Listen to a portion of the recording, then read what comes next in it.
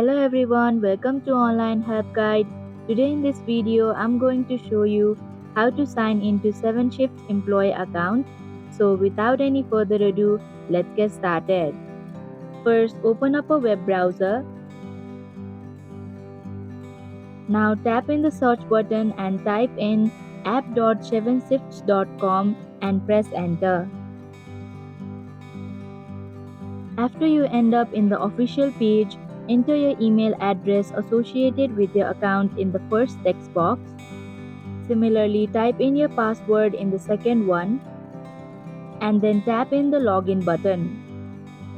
So that is how you can sign in into 7shifts employee account. Thank you for watching Online Help Guide. Hope this video was helpful.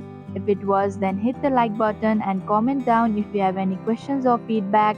Also, if you are new to our channel, subscribe and hit the bell icon so that you don't miss our upcoming videos.